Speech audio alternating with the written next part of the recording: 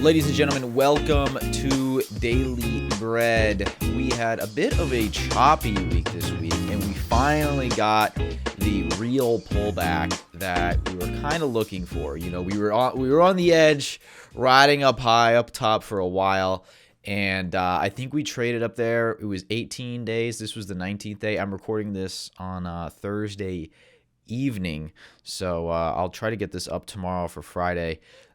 So just so you know where I'm at as I'm talking about prices and such. But yeah, so a bit of a choppy week last couple weeks. Last time I recorded, we were more in a breakout focused trading style in terms of looking at different coins that were breaking out.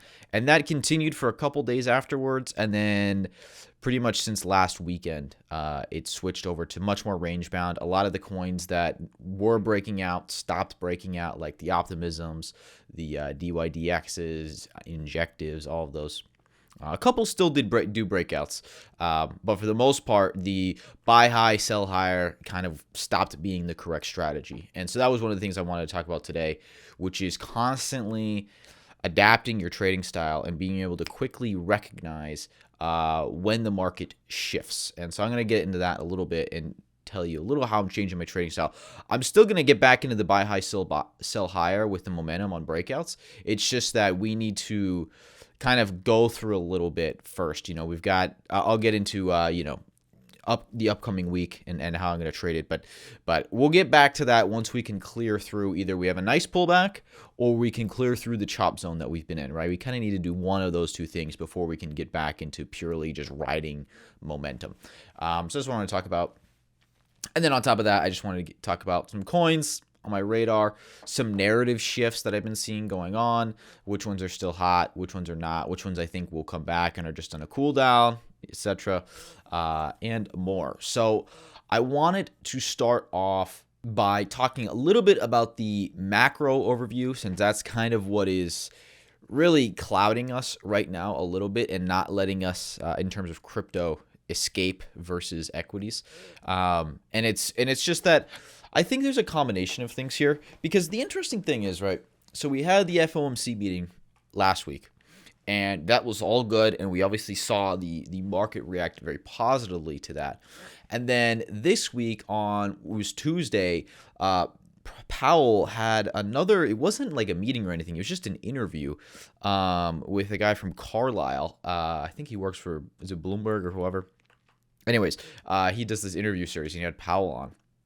And it was mostly softball questions, nothing hard-hitting. But Powell said some really bullish things. You know, he said two of the main things is he says, we expect, and I'm kind of paraphrasing here, I don't have the exact quotes, but he roughly said, we expect to see disinflation for the rest of the year. In terms saying, we think inflation has topped, and we don't think we will see an increase in inflation for the rest of the year, which is obviously incredibly bullish, because the biggest thing holding back markets has been that the looming potential inflation re-increasing and then Fed having to adjust their stance again. So he said that.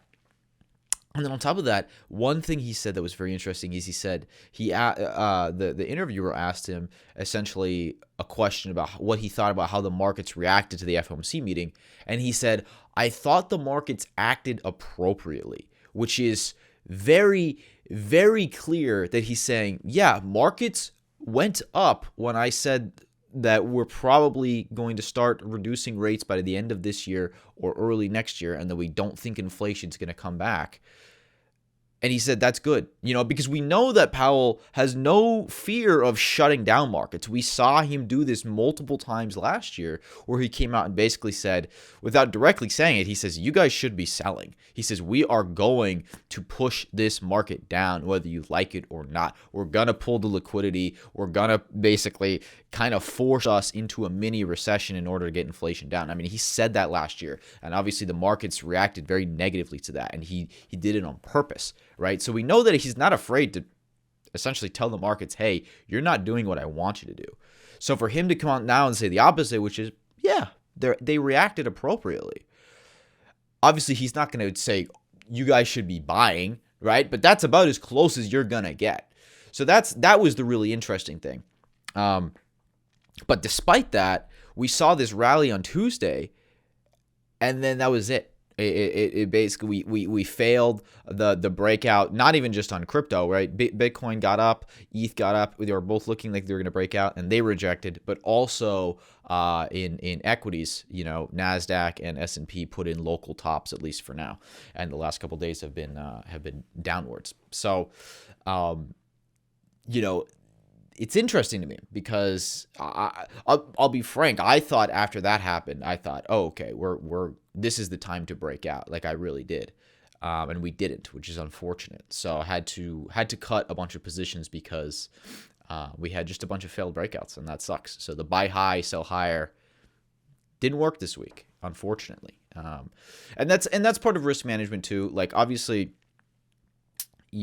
I can't hold your hand and walk you through your trades and your day-to-day. I just try to give like a general framework for how to think about markets. And just honestly, this is kind of like my own verbal diary and thinking through of my own process with markets. And so it was clear to me after those breakouts failed that we turned into a ranging market. And so now I've been trading more just ranges and being more disciplined with profit taking and not so much going after the breakout plays. I'll still try them, but I'm very tight with them, right? The second the breakout's turning around, it's like, okay, this doesn't look like it's going to happen.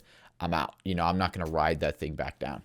And so that happened. I mean, that happened to me, I think, on Frax. That happened to me on Lido. That happened to me on Matic. Like a bunch of different coins this week. Just they were so close, but they didn't make it. And so it's like, listen, I'm not going to ride these things back down because when they whipsaw, I mean they are whipsawing hard right now. So people are very skittish is kind of the point. And I think there's like two main reasons for this. I think number one is we do have the next CPI print next Tuesday coming out. So obviously a lot of people are anticipating or at least trying not to go super risk on going into that in case we do get a hot inflation number unexpectedly that could really hurt the markets. But then on top of that, I think a lot of people just have kind of bear market PTSD right now. And a lot of people are not willing to really put risk on fully, especially when we have big moves, right? People are willing to put more risk on towards the bottom because it's like, well, we were down a lot, I'm going to go for it. But now, and through the trends, and through the trending market, I should say as well. But now that we get to this range bound that we've been in for the last couple of weeks, people are definitely not looking to put risk on, and that's fair. That's fair. But I think at some point that will shift, and I think probably with CPI, if we get a good number, if it does come in low, at least as expected or lower would be really good. I think that would, in combination with the Powell remarks we've gotten over the last 2 weeks, be the ignition that can send us higher. But it's yet to be seen. And obviously we had a big pullback today, and I'll get into kind of where my pullback targets are in a moment, but that's kind of where I think we're at right now. People are just very on edge in and out, and it's reflected like in the charts and in if you're trading day to day like myself, it's tough right now. You can't get those quick winners, right? There's not too many runners. Like you can hit some of them here and there if you hit their rotations right, but for the most part, most coins aren't running super hard. They're just getting chopped up, and as soon as you think there's some momentum behind them, they hit their head on the ceiling a little bit. So as far as this pullback itself goes, I have a couple different targets. The first target is pretty much where we got to, where we're at, around the 21.6 to 8 range. I think that's a target a lot of people had, and it's just simply retesting the top of the previous range that Bitcoin was in. That's probably a reasonable target to start adding slightly to some longs, but I'm not super ready to jump in just yet. And a thing I would say too is I'm recording this on Thursday. We just had the pullback, so by the time you guys listen to this, it'll be a little more time. But one lesson that I've learned the hard way in crypto that I think a lot of you probably need to learn too, because I see it a lot, is like the second you have a big pull down, people are like, what are we buying? What are we bidding? And typically, especially when you've been ranging a lot like this and then you pull down hard, you don't always see that immediate reaction back up. Like obviously you'll see like on the lower time frames like some type of bounce. And if you're looking for a quick scalp, that's fine. But if you're looking for like the higher time frame, bigger reaction moves, typically most of the time it does not happen like the same day that the big move down does, right? It's pretty rare that you get a big move down and then a huge move back up, right? It does happen occasionally, but it's pretty rare. And most of the time, if you're trying to kind of catch that knife saying, oh, we just went down a lot, I'm going to be the hero and long it here, you're going to lose money. And I've been there so many times. But today, I didn't really bid anything. I sold some stuff right as it was clear. Like, essentially this morning, we were at the bottom of the range. And so I was just punting some small longs on some alts here and there with tight stops. And it didn't work. And so it was clear to me, okay, we're not really bouncing off the bottom of this range. We're probably going to lose this here. So I took a bunch of risk off the table and sold a bunch of stuff. And then we did dump. And so I bought back some of my spot positions. Like I did sell my Rollbit temporarily. I sold my Canto temporarily. Those were the two bigger positions that I sold. And then I closed all of my, I didn't have any DYDX, Optimism, Injective, any of the tokens I've been talking about. I had to get out of all of them because it was clear that they were going to pull back. Matic as well. So I did buy back my spot positions in Rollbit and Canto. Canto had a pretty big pullback, so that was good. But Rollbit honestly didn't. And I'll get into coins specifically with levels that I'm looking at and ones that I liked through this move in a moment. But back to where I think the pullback target is. So the first one is here, roughly around 21.6. I think it's reasonable to add to some spot bags here if you're looking to get into some of the coins you like. But realistically, we have to wait to see what happens over the next few days. We very much could just chop until Tuesday on CME as far as Bitcoin and ETH goes. The other alternative, and this is the one that you need to be prepared for because alts will definitely get nuked hard if this happens, is if we fill the CME gap that exists between about 20,000 and 20,600 on Bitcoin. And if you're watching the video, I'll put a chart up so you can see what I'm talking about. And if you're listening, just kind of keep in mind 20,000 to 20,600. Essentially what happened is this was a few weeks ago. There was a Friday after close and Saturday where we really ripped during closed hours on the CME. For those of you who don't follow Bitcoin CME, that is the Chicago Mercantile Exchange. That's essentially the TradFi version of Bitcoin. If you want it on TradingView, I think it's BTC1, BTC1 exclamation mark, I forget. Yeah, I think that's what it is. And essentially that's TradFi trading Bitcoin, which only operates during US market hours. So they do actually close. And that has a ton of volume that goes through it, okay? And so you really should pay attention to that if you don't know about that as far as watching charts go. I actually watch that chart just as much as I watch the regular Bitcoin chart.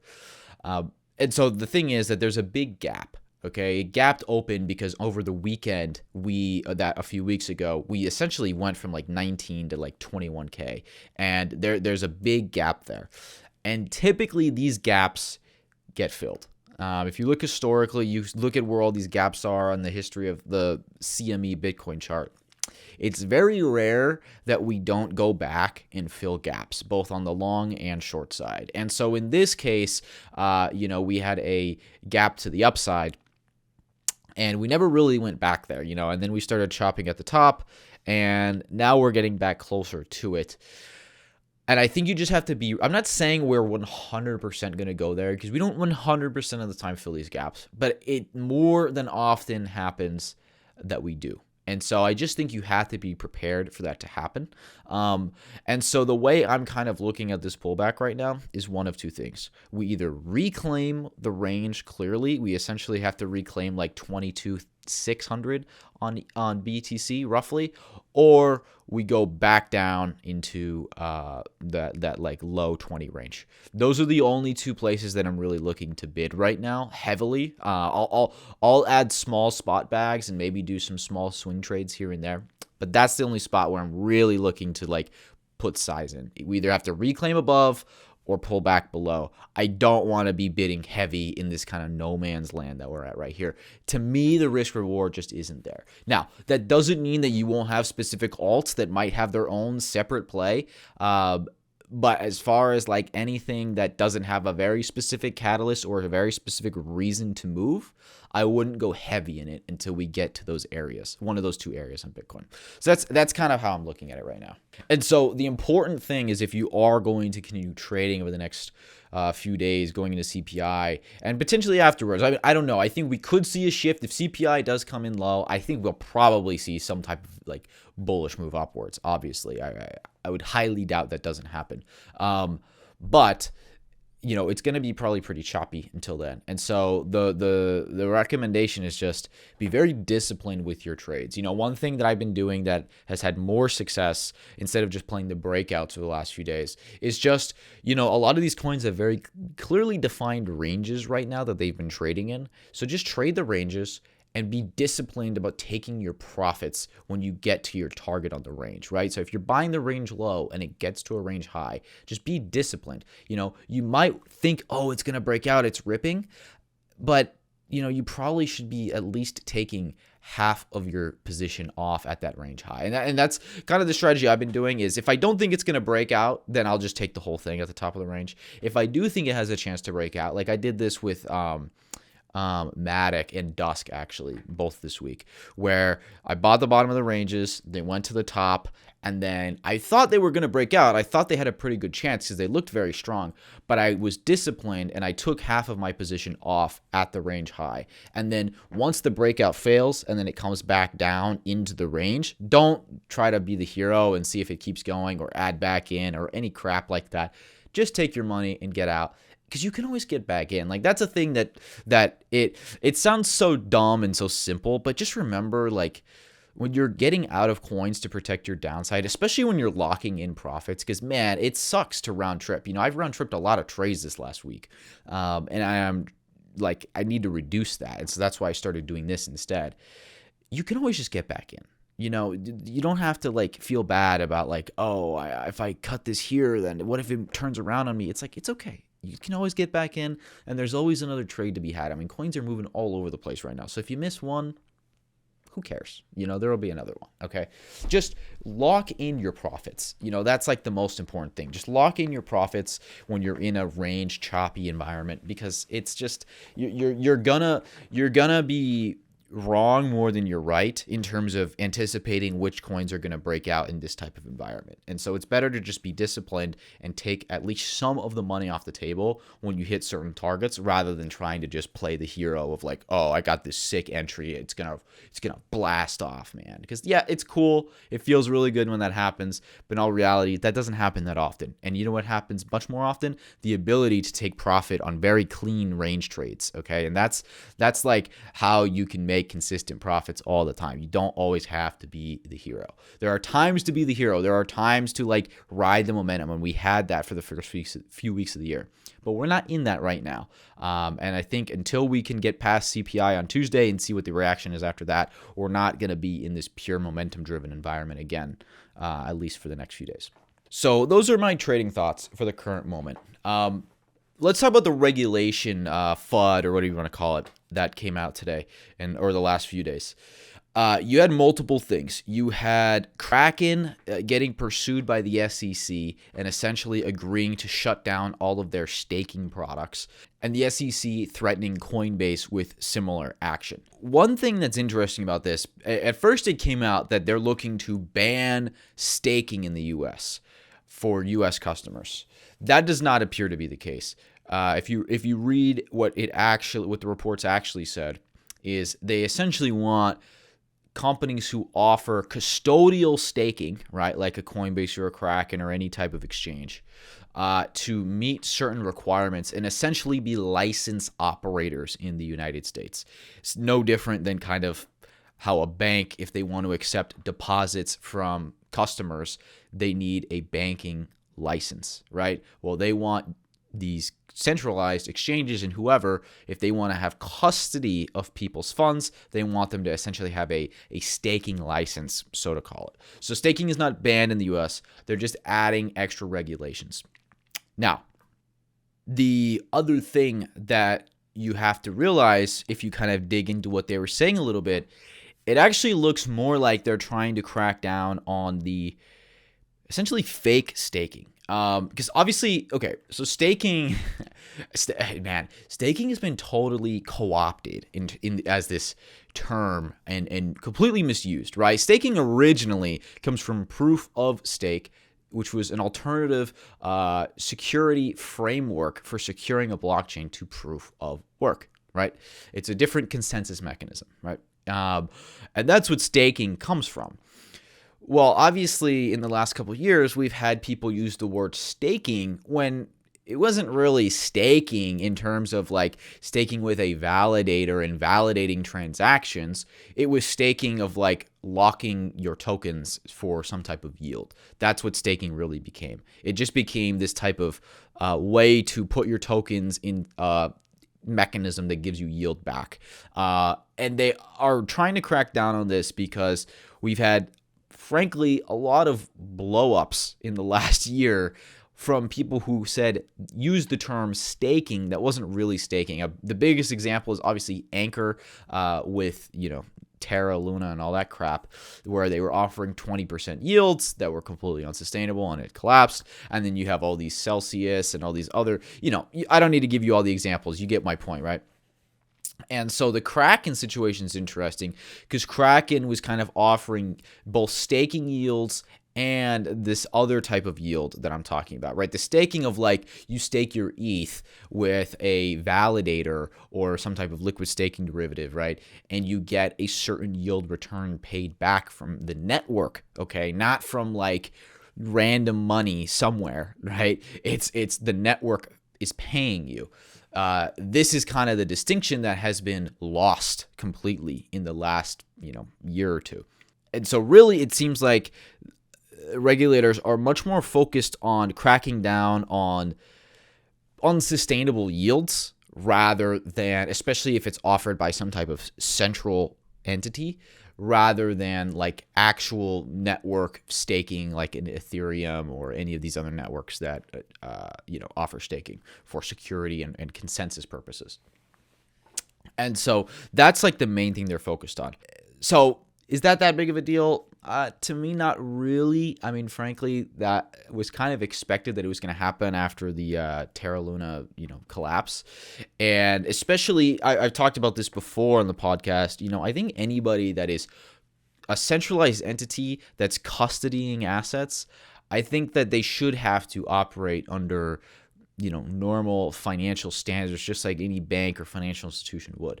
Right? Because ultimately, if you're a decentralized protocol and you're operating in that way, it's different. But if you're a centralized exchange and you're taking custody, it's like, you're just basically a crypto bank. I mean, ultimately, that's pretty much what you are, right?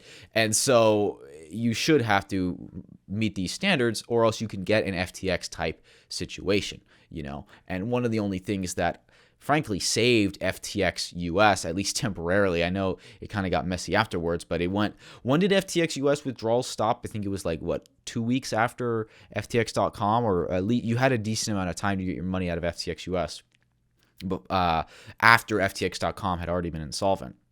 And that was really only because FTX US had to meet these standards that FTX.com did not, right? So that's really what they're cracking down on. And I gotta say this, as much as the FUD gets scary in the moment, in the whatever 5 years of crypto that I've been in now, off and on, I've seen a ton of regulatory FUD. Nothing's really ever happened. I mean, I can't really name you any huge changes that have happened. There's things that we still can't do that suck, like, certain types of derivatives trading and stuff in the United States, and there's certain limitations. But as far as like major changes that have happened, not much. Some things here and there, but regulatory FUD always is like very scary in the moment, and then no one cares like a week later. That's kind of my experience. I expect this to be pretty similar, quite frankly. So I'm not super worried about the current regulatory FUD. I've seen too much of it. At some point, prove me wrong at some point, right? Make some major thing. Well, don't make some major. I don't want anything to happen, but you know what I'm saying. It's just like, I don't really get scared with regulatory FUD anymore. 2 years ago, yeah. Now, I don't know. We'll see. Maybe I'm wrong. Maybe I'll eat my words, but I don't know. It's like we've been through so much regulatory FUD, and it's like, yeah, we're still trading. We still got coins. We still got plays to make. So whatever. Okay, let's get into the week going forward. Kind of the trading plan. I already mentioned the CPI stuff. That's on the macro side, but let's go crypto specific. And then I just want to list out the coins, look at entries, look at prices that I like, etc. So on top of CPI on Tuesday, we've got two other things going on Tuesday. We've got a lot happening on Tuesday, February 14th, Valentine's Day, the day of love. Listen, to all my homies with girlfriends and wives, you got to tell them we ain't celebrating, or just maybe do it this weekend, maybe try to front run the Valentine's Day. It's like, babe, I love you. Let's do it. Let's just, instead of one, I got you. This is what you got to do. This is the plan, boys. This is what you tell your girl, okay? You say, babe, listen to me. Instead of, it's a Tuesday, it's a work day, your girl's probably working, whatever. You're going to be all tired when you get home. How about this? Let's have a Valentine's weekend. Instead of a day, you get Saturday and Sunday. We have a good time. We're chilling. We got all Saturday night to hang out. There's no work, no nothing. And then on Tuesday, we don't do it. Because, folks, we got CPI on Tuesday. We've got the Blur airdrop on Tuesday, supposedly. And then the big, huge rumor, which I don't know if it's going to happen or not, but the huge rumor is an Arbitrum token announcement on Tuesday. All of these things happening on Tuesday. So you're not really going to be able to get away from your desk on Tuesday, unfortunately, I think. So you got to convince your girl to just, I think the weekend, I think that's a good strategy. I don't know. Personally, I think that's a good strategy. You should try it out. If it doesn't work, figure something out, because you can't leave your desk on Tuesday, boys. And, for the rest of you that are, single, it doesn't matter. But anyways, Tuesday. So we have CPI. We have the Blur airdrop. This has been pushed back a couple times. It's supposedly happening Tuesday. Hopefully they don't push it back again. I don't know. The rumor on the street is that they have prearranged that it is going to be listed on exchanges from like day one. So we'll see if that's true. And that was why they delayed it initially, because they wanted to be listed on exchanges. And then we have the potential Arbitrum token announcement on Tuesday as well, which is very interesting. One thing that's very funny is, or a little hint is why this might be true, is if on Twitter, you see the orange and blue hearts that people have in their names, in their usernames. That's, Arbitrum. And what if Arbitrum picked Valentine's Day as a little hint to all the people with hearts in their name as to when the RB token is finally coming out? I don't know. But then again, we've had rumors of the Arbitrum token forever, so I'm not gonna bet the house on that. But I will say this: I would have some type of Arbitrum token exposure going into it, and I would be very ready to press the sell button on Tuesday if it doesn't happen, because I think they may dump, and then we might get some good entries in Arbitrum tokens, which I don't have a problem with. But yeah, Tuesday's going to be busy. So the plan for me, what I'm thinking is, obviously the CPI is the biggest one, because if CPI comes in bad, it's going to tank everything else, frankly. But let's assume we meet expectations on CPI and kind of remove that from the equation, okay? On terms of the Blur and Arbitrum airdrop, obviously for Arbitrum, I would just get exposure to some type of Arbitrum tokens. I'll get into the one that I like the most right now, which is the newly created PSI token from the Trident game.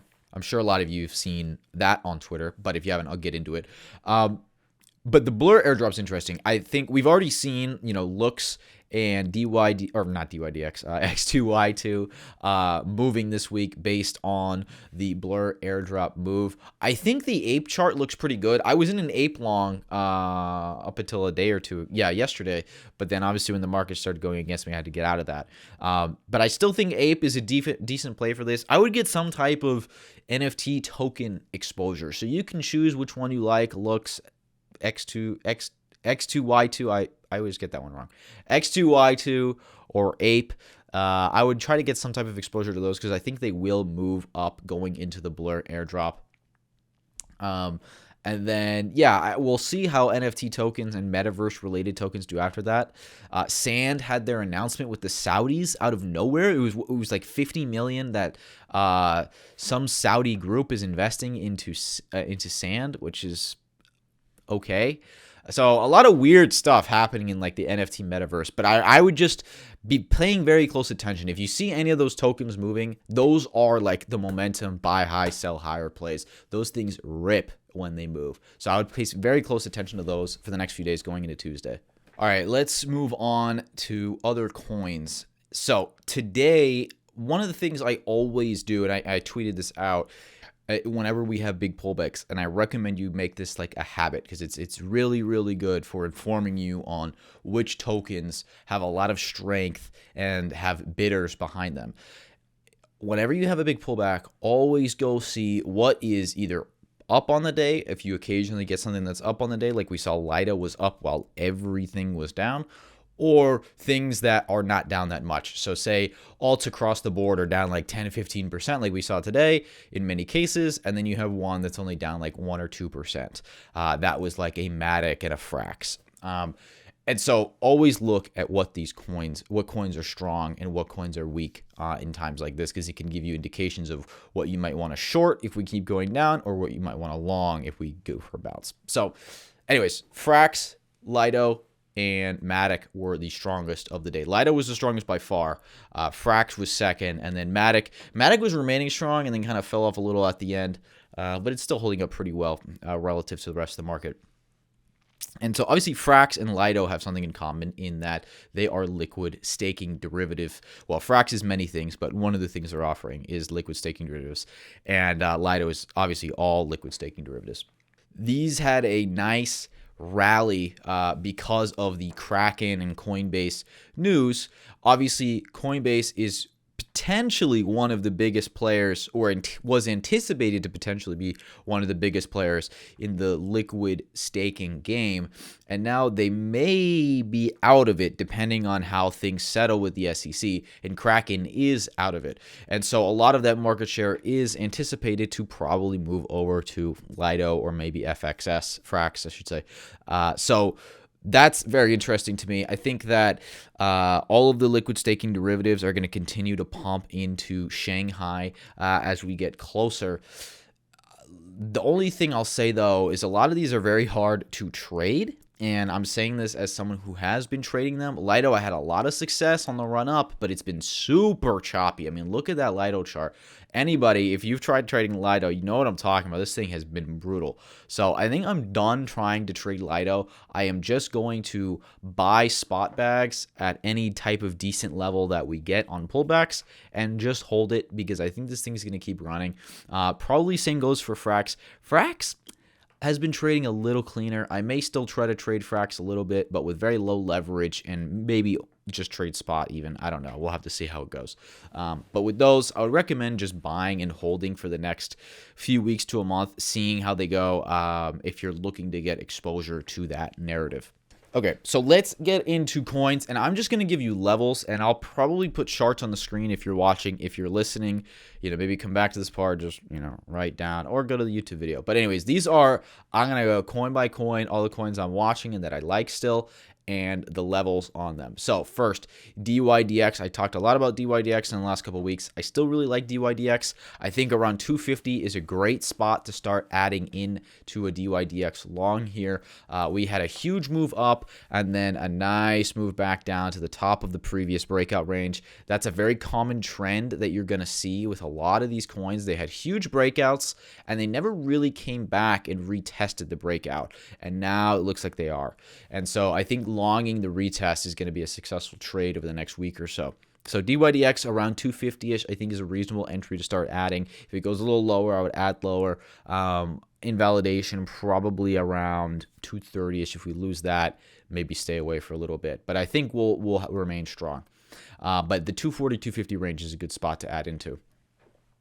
Injective, I think anywhere from like 320 to 290, similar to DYDX. We're retesting. I think that's a good area to put some bids in. I would probably go spot on Injective because it has been whipsawing a lot, and you don't want to get caught out on this one if it does decide to make a big move lower. Especially like I said, you still have to keep in mind the CME gap that, like I said earlier about Bitcoin. So with all of these, I wouldn't just shove all in. I'm just talking about levels where I think starting to add is reasonable and seeing if they bounce. If they don't get a good reaction before CPI or after CPI, probably in the next week, maybe you should reduce size on them is kind of the concept here.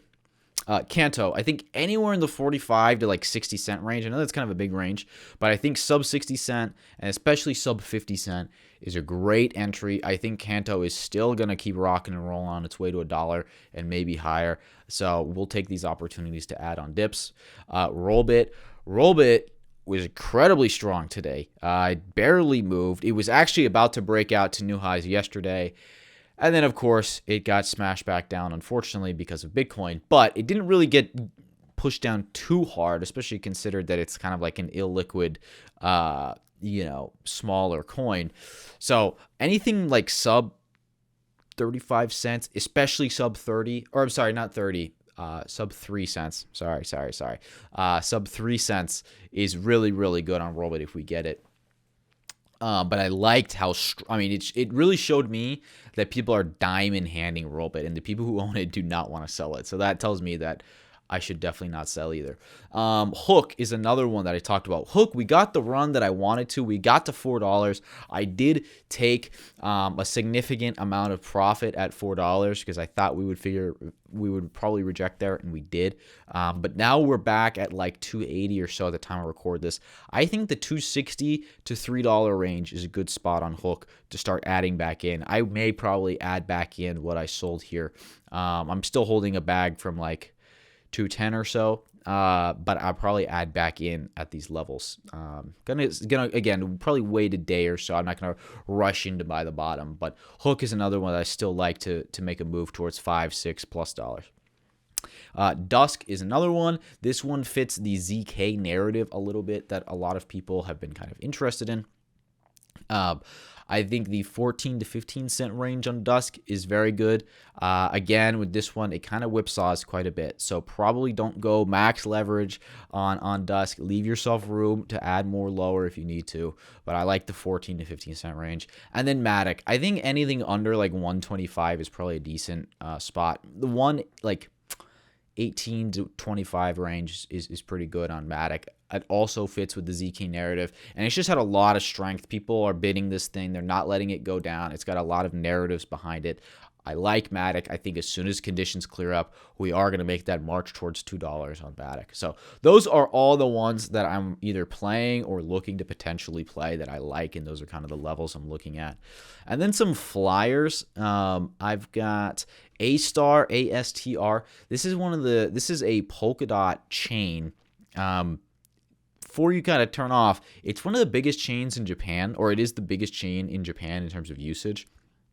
And the chart just looks really good, and it hasn't really run that hard. So I actually had a small bag of it, and then I sold, and it ripped the next day, which killed me. But now, because of Bitcoin, it's pulled back nicely. So I'm probably going to re-enter this here soon for a higher time frame play.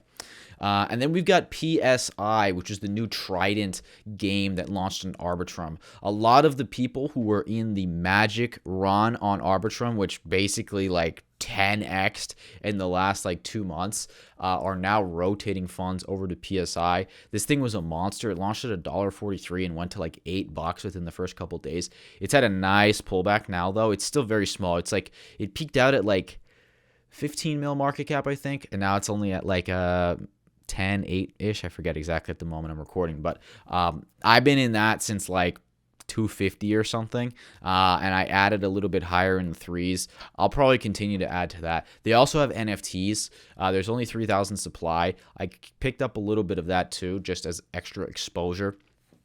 I like the limited supply. It gives me very DeFi Kingdoms vibes, like early Jewel vibes. That was one of my best plays in the 2021 bull market. Got in Jewel at like $2 on its run to like 20. This is giving me similar vibes. My biggest mistake with Jewel was not buying any of the heroes or any of that stuff and just playing the coin. So that's why I wanted some of the NFT exposure here too. So keep an eye on that. And then just some of the AI coins. I think the AI stuff is not done. It just had a crazy run and cooled off. But this is going to be like the year of AI in my opinion. And so I think if you can get some solid entries, again, look for the retest. And I'll put like an example of Render on the screen here. Render is kind of a little AI adjacent, but I really like Render because, you know, they do they essentially let you, it's a decentralized graphics card rental network. Essentially, you can use GPU. You can rent out GPU usage. And for those who don't know, all basically machine learning models use GPUs. They don't use CPUs. And so all of these AI companies use tons of GPU stuff. GPU stuff, very technical, but you get my point. So I like Render for that play as a narrative, and it has like decent fundamentals. But the other ones too, I like FET as well. I think FET is a decent play. Ocean, any of these really that are clear runners and just had a huge move and are going to come back. I think they will have another run, but you're probably going to be able to get some pretty decent entries on these. So like Render around like $1.20 is kind of the area I'm looking at on it. You know, seeing where it broke out, it never retested, have it come back. Retest, get that entry, load up. Let's run it again. Oh, hold on. Don't. I didn't make that arm gesture. Forget that just happened. Don't clip that. Okay. That was an accident. That was an accident. Okay, moving on. The audio listeners have no idea what I'm talking about. Anyways, finally, I wanted to quickly mention Bitcoin ordinals because that was the other thing that happened this week. Listen, I tried my best with these things. I set up a Bitcoin Sparrow wallet.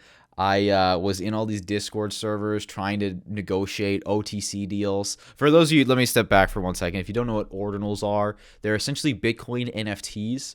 And they're going nuts in terms of pricing. I mean, there was a sale today for like 10 Bitcoin on a Bitcoin pump or ordinal punk, whatever it's called. That's $200,000. So these things are going nuts, and there's so few of them right now, and it's a little unique in that there's essentially inscriptions. It's a little complicated, but basically how it works is you inscribe data into each Satoshi. A Satoshi is a denomination of Bitcoin. It's one. Oh shoot! Don't quote me on this. Is it 1/100 millionth or 1 billionth or some small minuscule fraction of a Bitcoin is one Satoshi. Okay, don't quote me on that. I don't know. I forget. But essentially each Satoshi, each sat, you can inscribe data on it. And people are essentially putting NFTs as data on these sats, and they're called ordinals. And the reason they're called ordinals is because they're all in order in terms of when they were confirmed on the blockchain, essentially. And so they all have a number to them. And so the first 10,000 ordinals are kind of like the first 10,000 NFTs on Bitcoin. And these are the ones that people are putting a lot of value in and bidding the hell out of the first 10,000 ordinals. We're up to like 30,000, I think, at the time I'm recording. And that's just going to keep going up over time. And so people are paying a lot of money to get these like original top 10,000 NFTs minted on Bitcoin. I mean, think about it with ETH. Like, we don't have that with ETH because they work differently, but there's probably easily a few million NFTs at this point. And imagine if you had like one of the first 10,000. Like, we have 10,000 piece collections on it in ETH. This is like 10,000 of all the NFTs, right? So anyways, I've been trying to get some. I was in one, I had multiple OTC deals fall through because people keep bidding and changing their prices. Like, I had one guy, I said, hey, I'll give you 2 ETH for, I won't say which one it was, but for one of them. And that's the other fun thing. that people are doing OTC deals in ETH, which is hilarious. But anyways, I offer this guy 2 ETH for one, and he was going to take the deal. And then literally someone else on the server sells one for 4 ETH, and he goes, oh, never mind. He goes, the new price is 5 ETH. And I was like, bro, are you serious? I'm like, what do you mean? We had a deal. And he's like, no, never mind. So it's like, I can't even get any of these things, and I'm not like trying to just throw ridiculous money at like random NFTs that I have no idea if anyone's going to care about in a week. There's no marketplace. There's no like infrastructure. There's no nothing. If you don't run a full Bitcoin node, you can't even send them. You can only receive the ordinals. So this is like not even day 1, day 0 of Bitcoin NFTs, but I would pay attention because this could be a thing. Bitcoiners have mixed reactions to it. Some love it. Some absolutely hate it. But anyways, pay attention to it. It's a pain in the ass. I'm going to be honest. I kind of gave up. I spent like a day trying to get this to happen. And I'm not going to spend 5 ETH on some NFT that like I have no idea if anybody's going to care about, right? So it's just like, I don't know. I was like trying to get something for like 2 or 3 ETH was like my budget. I was like, I'll get any of these NFTs I can get for like 2 or 3 ETH. And I just couldn't. It's like the prices just kept going up. And anytime I had 3 different people all basically be like, oh yeah, I'll do it for like 2 ETH, 2.5 ETH, 3 ETH, whatever. And all of them reneged. So I was like, okay, what am I going to do here?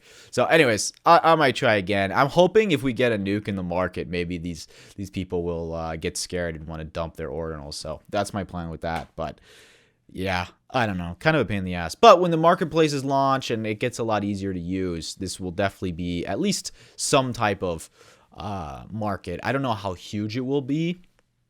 It could be very big. I don't know. But it's so hard to use right now. I mean, it's like everybody, if you've tried it, you know what I'm talking about. It's just such a pain. So anyways, that's what I have on Bitcoin ordinals.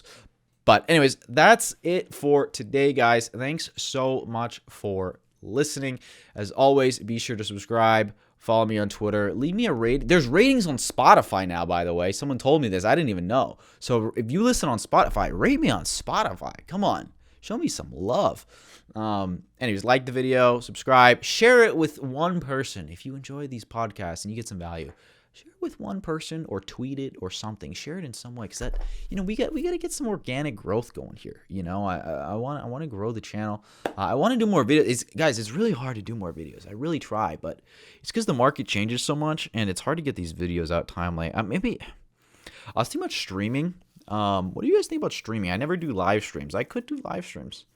Let me know what you guys think. I'd be down, honestly. But the only thing with live streams is people have to be there at a certain time. Obviously, with the videos, because normally I see the viewership and the audio listens, and normally it trickles in over like 2 to 3 days. So obviously, if I do it live, it has to be all at the same time.